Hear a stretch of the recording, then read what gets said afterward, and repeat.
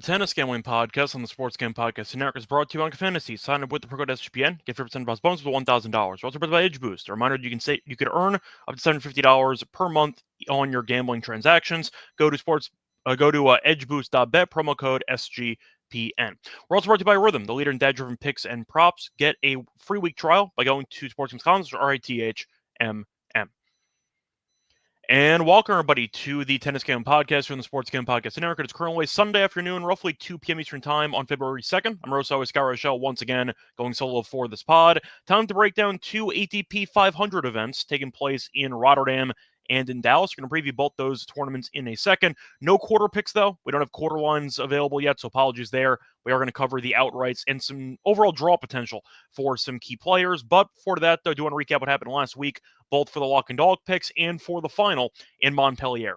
Starting off with the lock and dog picks, overall a decent episode, as we ended up splitting the lock and dog. For the lock, ended up losing with Kovacevic plus 3.5 at -106, as he did lose by 4. Still annoyed at myself because I said mid-live stream last episode I was torn between the spread and the over. I should have just taken the over. My bad there. Over got there easily. The point is, though, Kovacevic did lose by 4. Needed him to win the third set because he ended up losing the first set 6-2. Not expected there. A point is, though, Kovacevic was able to come back from the brink in the second set tiebreak, and he eventually forced the third set. Had a break point there in the third set. Could not convert. In fact, he couldn't get the return in play. Ended up missing the return. And then Felix eventually did win in the breaker to win the tournament. So picked up a loss there for the lock, but did win the over half a tiebreak at even money in the match. Really never in doubt. First set was lopsided. Second set, I believe, featured no break points. So it was a pretty straightforward hold fest for both guys in the second set. Then for overachieving purposes, the third set was a tie break as well. Point is, though, the even money was definitely a great deal, and we ended up capitalizing on that. But I'm still annoyed I didn't double down there on basically the over. I thought that a tiebreak was likely in the match, so I probably should have just taken the over instead. Either way, though, a point is did split the picks from the lock and dog, but on the bright side, we did lose the lock, but for a good cause. We ended up winning the outright. We had Felix to win the event at plus 440 as he won his second title in 2025 already, so can't complain too much. Felix did not drop a set until the final. Then he, once again, shouldn't have dropped a set at all in the entire tournament. Did have a match point or two that eventually did double fault on his serve late in the breaker, and then Kovacevic forced the third set. But overall, nice job by Felix. It looked like he was on the verge of punting the entire match in classic Felix fashion, but he held in there, and he eventually did get the job done at plus 440. Once again, it's never easy backing Felix, but on indoor hard courts, he's really, really good. I believe it's his 7th career title on the ATP Tour, and we ended up having him for this event. So can't complain there. Nice outright win. Besides that, nothing else to really talk about on the men's side. I broke down once again what happened in the match. It was pretty lopsided early, and it seemed like Kovacevic was overmatched. Then he kind of hung in there for the second set. He stole a set he probably shouldn't have won. Third set, he had a chance there, didn't convert, and Felix eventually got the job done in a breaker. But overall, it was a very fun match. Kovacevic was ranked outside the top 100. We have seen him, I'd say, struggle with his consistency over the years, and it seems like he's starting to finally figure some things out. Good for him. Solid player, fun player, pretty good serve. The one-handed backhand's a lot of fun, too. Seems like he has a bright future. I'm not saying he's going to be a future top 30 guy. I'm not saying that, but can I see him being a top 70 guy at some point? Sure. I think that he's got a chance to win an ATP title at some point, maybe a couple years down the road, but I think that he's a solid player, and it kind of shows you how deep the actual talent pool is on the ATP Tour, because you have a guy in the hundreds who can beat Rublev in the top 10. He can go on some Cinderella run, and you watch him play and you realize the guy has a lot of skill. So I feel like, once again, it was fun to watch Kovacevic play, not just for the surprise factor, but also because he's still a very good player. And in general, seems like Kovacevic has a lot of firepower that can translate well to hard court events, maybe the smaller 250s in the future. So just keep that in mind as a potential long shot flyer. Anyway, nothing else to really recap. So before we get into the actual preview of the tournaments here in Dallas and in Rotterdam, I want to remember once again that you can show support for the show by subscribing on YouTube, and a reminder, just leave a rating and a review on Spotify or Apple. So the podcast, same exact format, is available on Spotify or Apple. There is some editing by me, though, so if you want to get the theme song, or if you want to get some overall, I'd say, edited I don't really edit many parts out, to be honest, but if you do want to, for example, go on a walk or something and you want to skip YouTube ads, then maybe Spotify or Apple might be the move for you. But either way, point is you can also find the podcast on Spotify or Apple. Please leave a rating and a review. And once again, if you are new to the channel on YouTube, welcome. Hopefully you enjoy the content. Hopefully you've been cashing winners with us. But either way, you can just support by liking the video and also by subscribing to the actual channel. I think we crossed 750, by the way. So thank you there for the subscriber count. But a reminder, you can also check out the merch store for some Tennis Game Podcast merch. We have sweatshirts, t-shirts, and mugs, different colors, all very cheap, by the way. So I recommend it. Comfortable and affordable.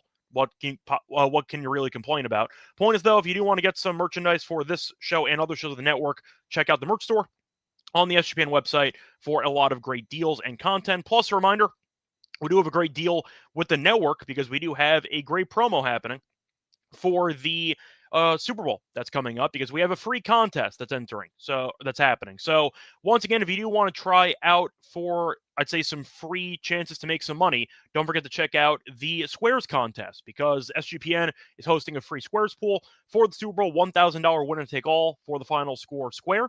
Go to sportsgame.com/squares to sign up today. Once again, free to enter, takes no skill at all. You basically get entered into a lottery indirectly for a chance to win 1K. So it's free to enter. Why would you not do it? Don't forget to, once again, sign up before they run out of spaces. Anyway, time to get into the actual preview of the two 250s that are coming up for the actual week. So starting off with the first event, we're going to go in chronological order here. We're going to start off in Rotterdam. So for this event, should be a fun one. And for this matchup, or I should say event, you have a lot of, I'd say, high tier talent in the field. So starting off with the actual recent winners, as always, Sinner did win last year against Dimenauer. Shocker, Sinner won a hardcore title. Medvedev did beat Sinner in the year prior in the final. Felix did beat Tsitsipas. Rublev beat Fucsovics. And Monfils did beat Felix. So Felix has done well here in the past. In fact, Monfils is actually the last defending champion to repeat as champion. As you see, Monfils beat Felix there. He won the year prior as well. Since then, we've had a decent winner, a different winner in every iteration of the event afterwards. So point is, you might see a different face, and in fact, you're going to see a different face because Sinner is not here. So Sinner decided not to defend his title, which I'm sure caused a great amount of, I'd say, relief for the rest of the field, because if Sinner's in the event on hard court, why bother? But now people have chances to actually win the event. So either way, getting into the actual odds here for everybody in the event, Alcaraz is here, Medvedev is here, Dimenauer's here, Rublev's here as well, Felix is here, Pericard's here. So once again, you have two separate 500 events going on at the same time, so the talent pool is kind of spread amongst the two events. But Alcaraz is here at plus 195, Medvedev's plus 430, Dimenauer, defending runner-up, is 10-1, Rublev is 16-1, Felix is 16-1, Pericard's 18-1, you have Fees at 19-1. You have Hurkacz at 19-1. Rune is at 23-1. Berrettini is 26-1. You have Leheshka at 26-1 as well. Tsitsipas 26-1. You have Mensik at 29-1. Kovacevic is back here at 45-1. I believe he got a special exemption into the field, so good for him. Bublik at 50-1, Papiron at 50-1, Griekspoor 50-1. You kind of get the point. So for the actual, I'd say, favorites here, I want to mention the draws, because Alcaraz, of course, will be the first pick by pretty much everybody when they briefly look at the actual field of who should win the event. Now, I am going to point out there's a very funny first-round matchup for Alcaraz. In fact, I'll put it this way. De Zandschulp has the chance to do the funniest thing imaginable. I'll put it that way. Because you might remember, De Zandschulp did beat Alcaraz in the US Open last year. They face off again here in Rotterdam. So I find that pretty amusing, because Rotterdam is going to be featuring a decent actual home court advantage for De Zandschulp because he's Dutch. So once again, you have a chance for either revenge for Alcaraz or just the funniest joke imaginable. But De Zandschulp does have an opportunity to pull off an upset, maybe. Am I picking him to do so? No. I think that Alcaraz is going to win. I think that'll be motivated to, once again, not overlook the opponent. I think that's what happened in the U.S. Open. De Zandschulp played well. Alcaraz overlooked him and ended up losing. But either way, I think that Alcaraz will look sharp in this matchup. But it's a pretty difficult draw for Alcaraz, because if he gets past De Zandschulp, he has Felix, a former champion and runner-up, and once again, just won a title this past week in the second round, and then maybe Rune in the third round. Not the easiest draw for Alcaraz. Now, of course, he'll be favored by a decent amount in those matches, but still, not the easiest draw for the de facto number one seed in the event. So if you are skeptical of Alcaraz actually getting through easily into the semis, then maybe you want to go elsewhere. But the point is, with the Zandschulp, with Felix, and with Rune, not an easy draw. But you know what? I think I am going to go with Alcaraz in this one. He did lose to Djokovic in the, of course, marathon match there in the Australian Open. But I thought he played well before that match. And I do think that he should look sharp in the event. I'm going to go with him as my first choice here at 195. You could shop around. You could find, once again, worse prices, but 195 I think is a good number. Yes, I understand Felix can be tricky. I think Alcaraz, though, is better. Plus, fatigue might be an issue for Felix, who had to play an entire event right before this, so we'll see what happens. A point is, though, I'm going to go with Alcaraz as my first choice at plus 195. If you want to skip Alcaraz, I get it. The draw is not that easy, but I think I do have to take it at this current price at around 2-1 with no Sinner in the field. It's pretty rare to give me Alcaraz at 195. Now, for Medvedev, I'm going to skip him. Now, it is pretty tricky because Medvedev's draw is an absolute cakewalk. He has Wawrinka in the first round, then Bellucci or Rot Gering, who's a Dutch wildcard guy, then either Tsitsipas or Griekspoor Berrettini. So you're looking at a lot of questionable opponents in terms of form, and Medvedev really should coast into the quarters. However, he hasn't won a title in over a year. He's been very underwhelming. We saw him lose to Tien in a 5-set marathon in the Australian Open. Well, dropped a couple sets before that match in particular. So Medvedev, I know he just had a kid again, but he has not been very good for the last couple of years when it comes to winning titles. And I do think that at this current price, I can't take him.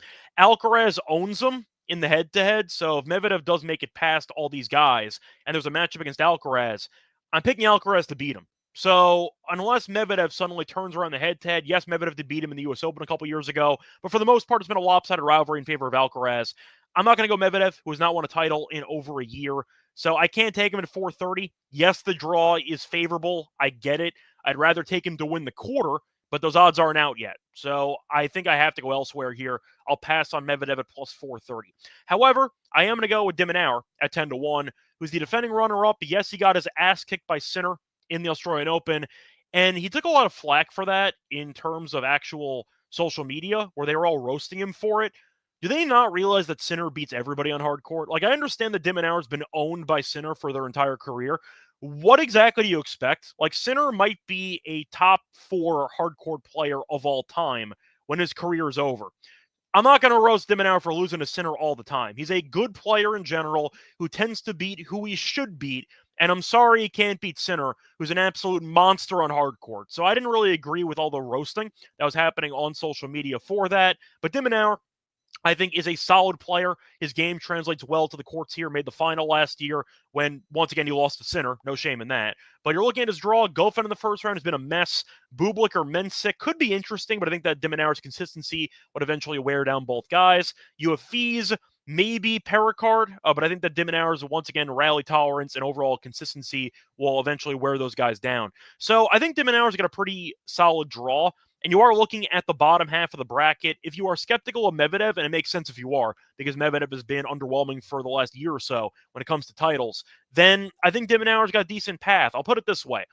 I don't think that Medvedev's price should be more than half of what de Minaur's price is. I think that's kind of insane. Medvedev and de Minaur have had a couple of competitive head-to-head matches recently. That could be a marathon, but de Minaur is the form of, I'd say, the model form of consistency. He will give you the same effort every match. He will give you the same, once again, solid defense every match. And Medvedev seemed to been growing a bit more impatient recently. De Minaur has tried to increase the overall pace on the forehand and the serve. Still not amazing on both ends, but it's better than it used to be. But 10-1, I think it's a great price.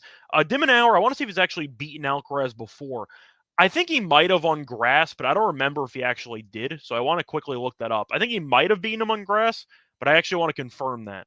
So he did not. They faced off twice, faced off on in Barcelona, 2022 on clay. De Minaur actually could have won the match. He choked that one. Faced off in London in the final, 2023, and you saw Alcaraz win 6-4, 6-4. So de Minaur's once again been competitive with Alcaraz before. A bit dated in terms of data, I admit it, but still, I think 10 to 1 is a good price for a defending runner-up in a pretty decent half of the draw.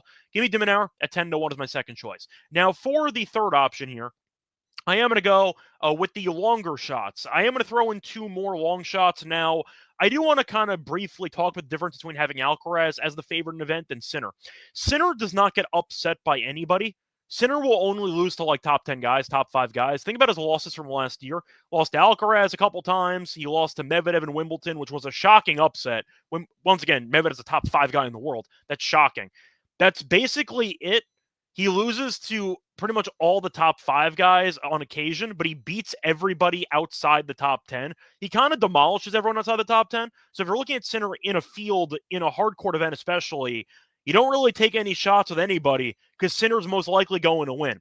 Alcaraz, though, is different because, yes, his upside can help him beat Sinner, and he's done so multiple times. However, he's lost to Makic, he's lost to Morozin, he's lost to some guys he really has no business losing to. And I do think that can open the door for a couple long shot guys who maybe can find a path if Armageddon happens and Alcaraz loses early to Dzanshulp again, for example. So yes, I do think if Alcaraz is the favorite in an event, you have more leeway to take some long shots, unlike when Sinner is in the field. And that's why I'm going to fire on a couple of high-priced guys. First one, I think you might know where I'm going with this one, but I am going to bring it back. Give me Perricard at 25 to 1. He was in Davis Cup action. I believe he played pretty well. Point is, though, you're looking at a hard court indoor event where a good serve can go a long way, and Perricard can be unplayable at times when the serve is really good.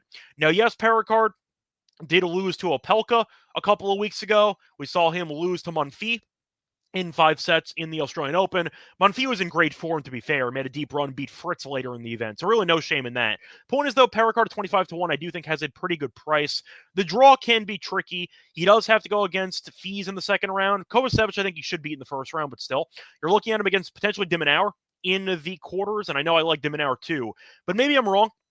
And maybe Perricard's serve is just too much for de Minaur to handle. But you're looking at the bottom half of the draw. If I'm skeptical of Medvedev, that opens up a ton of possibilities in the bottom half, and I do think that Perricard has a chance to at least make a respectable run here. 25 to 1, though, for an elite server who might end up just serving his way to a title. We've seen that before.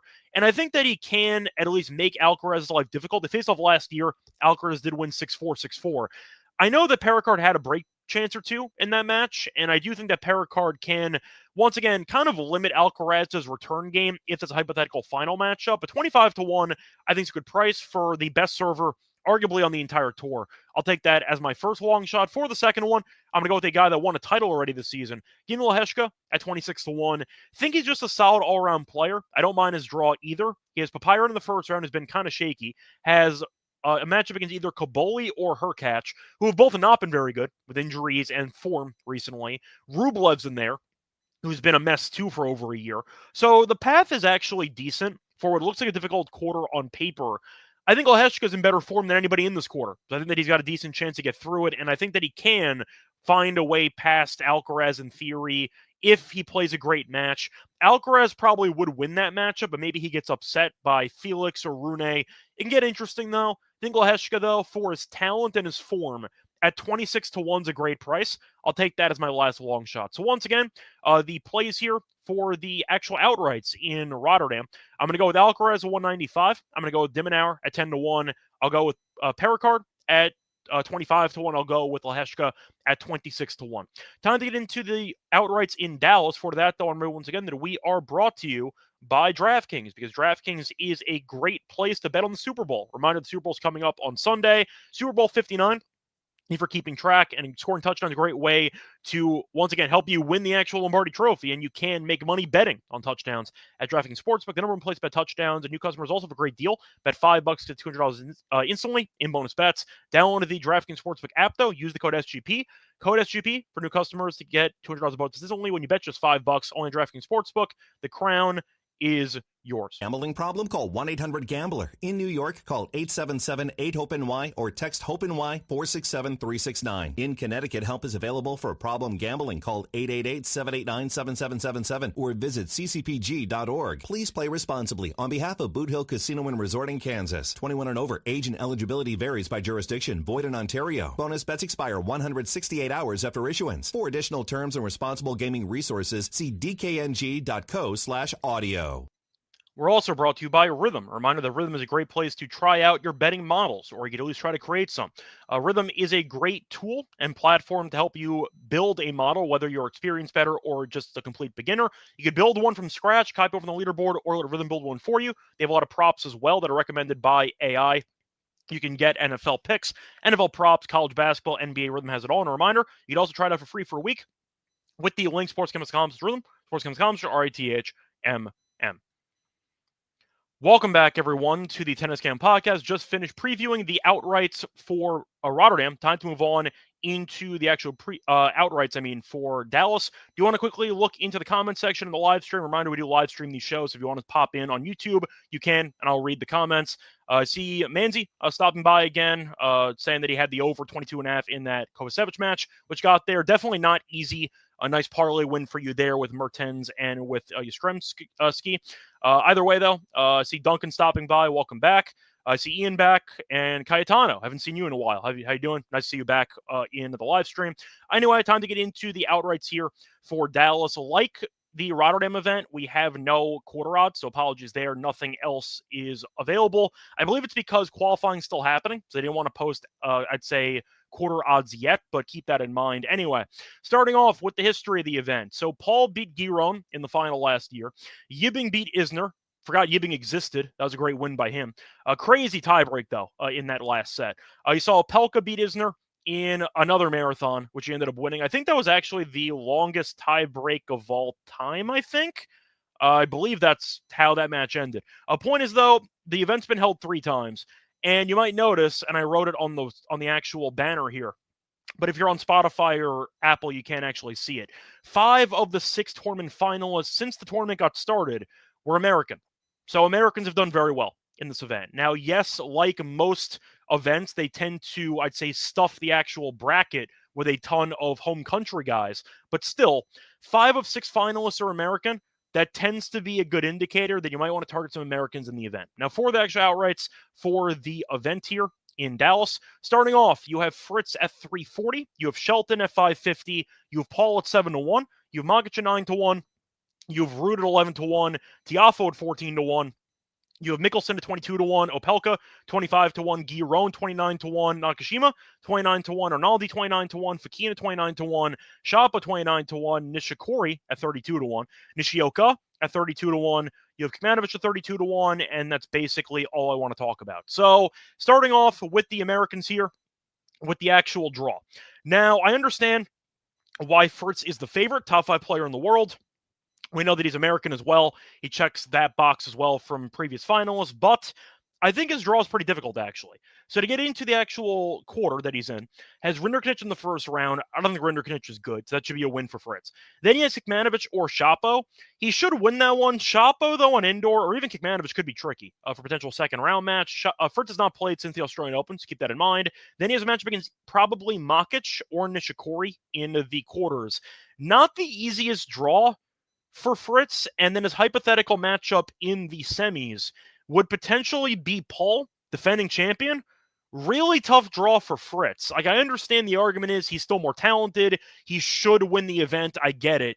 Fritz is also kind of a head case, and I get that he's improved his overall skill, but it seems like Fritz is still, I don't want to say one-dimensional, but it seems like there are ways to get him off his game, and Fritz kind of needs to play one way in order to win. I feel like Fritz has some holes in his game, mostly involving the touch, and I feel like you can exploit it, and I feel like Fritz can be, I'd say, messed with mentally if things don't go his way, and I can see a couple guys in that path potentially pulling off the upset. So I'm actually not going to go Fritz. I might surprise some people here, but I think that Fritz has some potential hiccups along the way, and I do think that 430 is not as big of a price as that. 340, I mean, is not a price that I actually want. I would want a price like 430, 450, but I think I'm going to pass. I don't really like that actual half of the draw, and I am kind of going to go with a couple guys in the bottom half that I think have some value instead. So I am going to go with another American, though.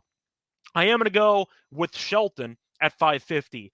I love his draw. Now, Vukic, I know, had a good run in Australia, as Vukic ended up having a marathon match against Draper eventually, made it past the first couple rounds. But the point is, Vukic, I think, is pretty good. I think Shelton's better, and I do think that Shelton, who made the Australian Open semis, faced off against Sinner. It happens. Point is, I do think that Shelton is playing good tennis, and I do think that it's a good event for him with the serve. Good serves do very well here, based on from what I've seen in the event's iterations over the years. So Shelton, I think, can outserve Vukic, and I do like his draw. He is Vukic, then maybe Boo or Munar, then Fekina or Arnaldi. Like, that's his quarter. That's such a gift of a quarter compared to Fritz. And the bottom half of the draw also features Ruud as the main guy. You have Tiafoe in there too, Nakashima. You have a lot of guys who can't be trusted at all. There is no chance in hell I'm taking Ruud in this event. I can't do it. Ruud is a head case too. He's not great on hard court, and I do think it's a bad tournament for him because good serves tend to do very well here over the years, and Ruud, I think, will struggle with that returning aspect and really also with his mental game. So the point is, Shelton's biggest opposition in the entire bottom half of the draw is arguably Ruud. Like, that's a hell of a draw at plus 550. I got to take that. I think that draw is very good, so I'll go with that as my first choice. For my second choice, I am actually going to go to the top half of the draw. I am going to go with Paul at 7-1. Defending champion, I get it's never happened before with this event, but I like his draw more than I actually like Fritz's. So Fritz, I said before, has Shapo, has Makic, a couple of potential hiccups there, but you're looking at the quarter for Paul. Brooksby, who's played one match in basically 2 years, and he got killed by Fritz in the Australian Open. Paul should kill him. Then you have a qualifier or Svaja. That should be a free win for Paul. Then you have Opelka, Shevchenko, Nori, or Mickelson. I think that Paul's better than those guys. You could argue that Mickelson could make it interesting. I think Paul's better than Mickelson. So I like the overall path there for Paul into the quarters, and I do think there's some definite, I'd say, opportunities for Paul to get into a deep run again for the second straight year here. So I'll go with Paul for my second choice, 7-1. Like the quarter. My favorite quarter, though, is Shelton. I think Shelton's quarter and half's an absolute joke. So I'll go with that at 7-1. However, I am going to go with another guy that I think can challenge Fritz to some degree. I'm going to go with Makic, actually. I think Makic is a very good player. Yes, I know the last time we saw him, Djokovic killed him in the Australian Open. But I think he can thrive on fast-paced courts. We saw him beat Alcaraz in a fast-paced court last year on hard court. I think Nishikori will look fine, but I think Makic has the better serve, and I think that Makic should beat him. But you have Hijikata or Mannarino in the second round, which is basically a bye, if we're being honest here. So I think that Makic should have a pretty decent path into the quarters. Fritz, I think, can be upset once again, and I think Makic is just too good of a player to be priced at 9-1. I think that if his durability holds up, I think that he's a solid player, and I think that he can, once again, make a great run here. The problem I had with the overall draw, though, I wanted to take somebody else who I could visualize actually winning the bottom half and making a title run, because I don't like Ruud at all. Thought about Guiron, but I would probably pick Shelton to beat Guiron. I didn't really see many guys I wanted to take to actually win the event. Tiafoe, I thought about because it's in America, so maybe he could actually win the event. But Tiafoe, I can't take. He's too much of a clown. I can't do it. Nakashima's been bad this year. He's a clown too. It's a great overall hypothetical scenario for Nishioka, but I said before, Americans tend to dominate the tournament. So I have a hard time taking really anybody in the bottom half besides Shelton. I thought about maybe Arnaldi or Fekina, but I can't do it. So I wanted to make an argument for a bottom half of the draw guy for a long shot.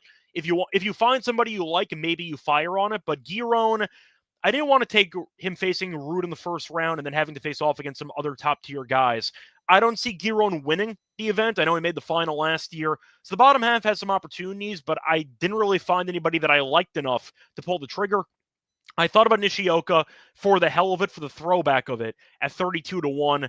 I didn't take it in the end, so I only went with 3 guys. I get that I skipped Fritz, and I took 2 guys that Fritz might beat in Paul and Makic, but it would not shock me if Fritz got upset and ended up not actually winning the tournament. So that's kind of my, I'd say, hot take of the event. I think Fritz might get upset, actually, before the final and he ends up not even making it into the final match. But either way, my 3 outrights for Dallas are going to be on Shelton at 550. That's my favorite one. I think his draw is a cakewalk, and I like the path quite a bit. Paul at 7-1, and I am going to go with Monkic as well at 9-1. Who I know is not American, but I like his game, and I think that his game translates well to the fast, hard courts. We saw that last year. Beat Alcaraz, made a good run. Think he can showcase some of that magic once again in this event, and I'm not going to roast him too hard for losing to Djokovic. Djokovic beat Alcaraz. I'm not going to roast Monkic too hard for the Australian Open. He still won a couple rounds. He looked good, and then eventually did end up losing to a top, in my opinion, top 3 guy in the world, top 4 guy in the world. So it is what it is. Give me those 3 guys as my outright. See a question, though, from Belichick. Would I put any of those in a 3 parlay? I mean, in theory, it makes sense if you want to make the argument that I'm picking them to win the event, then obviously I'm picking them to win the first round. So if you want to go for some money line stuff, you can. I'm not a big multiple pick money line guy in tennis because tennis can get weird at times, but I think for the actual matchups they have in the first round, quickly looking at those actually, just seeing what I have here for the draws. So to go into the details here, you have Shelton who takes on Vukic. He should beat Vukic, so I think that Shelton should win that one. Fritz will beat Rinderknech. Rinderknech I'm not a fan of at all. I think Fritz will win that one. The Nishikori one's interesting.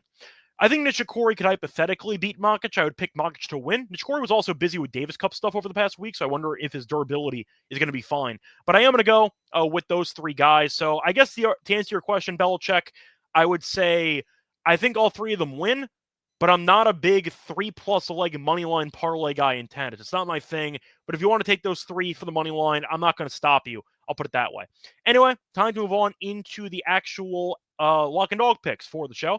For that, though, I want to remember once again that we are brought to you by a couple more sponsors. We're brought to you by Edge Boost because Edge Boost has partnered up with SGPN, the premier Visa debit card for bettors. An Edge Boost card allows you to avoid the hassle of having your card denied at the sportsbook, DFS site, sweepstakes site, racetrack, and casino. You can also earn up to $750 in bonus, once again, per month in cashback rewards for using your Edge Boost card. You can also know that your money's safe because the card is FDIC insured. Best part is no credit checks, and it's completely free. Sign up today. Use the promo code SGPN so you get better cashback rewards and instant tier 2 status. EdgeBoost.bet, promo code SGPN. EdgeBoost.bet, promo code SGPN. We're also brought to you by Underdog Fantasy because the big game's coming up on Sunday. Underdog does have you covered. New customers can get a Travis Kelce free pick if they sign up before the game. Plus, Underdog's site-wide no-sweat entry token is now live. You can cash in on your Underdog entry or get bonus credit in return if the actual entry loses. Here, for the actual big game, I'll go Jalen Hurts higher, have a touchdown in that game. Think he'll get a tush-push into the end zone. When you do sign up for your new account, though, use the promo code SGPN for a special pick and first time deposit offer to 1K bonus cash on a fantasy promo code SGPN. Welcome back, everyone, to the Tennis Game Podcast. Just finished previewing the outrights here for Dallas and for Rotterdam. Time to move on into the lock and dog picks. For the lock, I am going to go to the matchup between Bublik and Mensik. And for this one, we've been fading Bublik all year. It's been very good to us. We are not going to switch it up. If you find a good streak, don't mess with it. That's from a Bull Durham. We'll stick with that philosophy here. We're going to go with Mensik to win the first set and the match at -134. Same bets -150 on DraftKings. Mensik, though, has been great in the first set of matches. He's won the first set in 6 straight. So Mensik has been a great starter to events. Now, last time we saw him in singles, he did end up losing that 5-set marathon to Fekina. He should have won in straight sets, choked away the 3rd-set breaker, and then fell apart physically. Point is, though, he was in good form for pretty much the entire season so far. Lost a heartbreaker to Fekina. Has not played since, but he was in Davis Cup doubles. He dominated, so I think that Mensik's fine. But the point is, he's a great starter. Bublik, we know, is a very bad first-set player, and Bublik's also been getting killed this season. He's lost in straight sets in 3 of his first 4 matches. We saw him lose to Kovacevic, who's in great form, but he also handed the racket to a ball boy, so you know that Bublik is more interested in entertaining than actually winning right now. Maybe he revs it up for a 500 event with bigger prize money, but Bublik right now is a mess, and I feel like Mensik is a really bad opponent for him because Mensik has a lot of length, he can get returns in play, and he also is a very good server. So I do think that Bublik will be on the back foot a lot. I think that double faults could play a factor for Bublik. And if he falls behind early, I see him rolling over. So give me, once again, Mensik to win the first set and the match at -134 as my lock. For my dog, I am going to go with the Morozin and Struff match. Give me the over 2.5 sets at +130. Morozin has been a marathon man. Each of his last 6 matches have not ended in straight sets. So Morozin tends to find himself in a pretty serious war every time he's on the court, whether it involves a Grand Slam match or a regular 2 out of 3. He's pretty streaky, and it does seem like it always results in a marathon match, so the history does support it. Now, Struff has also not been dominant. He has lost at least 1 set in 10 of his last 12, so Struff has been vulnerable. We saw him win a set, though, against Felix in the Australian Open, so we do know that he was good enough to win a set off a guy that won 2 titles in 2025 already. Point is, though, I think Struff's serve can neutralize Morozin's return game, but his inconsistency from both guys will result in a marathon. Plus, they've randomly faced off 3 times before in their careers, and all 3 meetings in the head-to-head did not end in straight sets. These guys kill each other whenever they face off against each other. I think it's a good spot for another marathon. If you want the over in games instead, because you didn't have the set market available, I'm fine with that too. But once again, 6 straight matches from Morozin going to once again, 6 straight matches by Morozin not ending in straight sets. Struff has dropped a set in 10 of his last 12, and all 3 head-to-head meetings have not ended in straight sets. I think +130 is a great price like that as my dog. So once again, the plays here for the podcast. The lock's going to be on Mensik to win the first set and the match at -134. For the dog, I am going to go with Morozin and Struff over 2.5 sets at +130. That's going to wrap it up. We're back once again for the quarterfinals here in Dallas and Rotterdam in a couple days. Want to check the comment section, though, before I go. I see a couple of people jumping in. I see Ian mentioning a parlay for Hurkacz. He has Batista Agut, he has Tsitsipas, and he has Medvedev to win the first round at +203.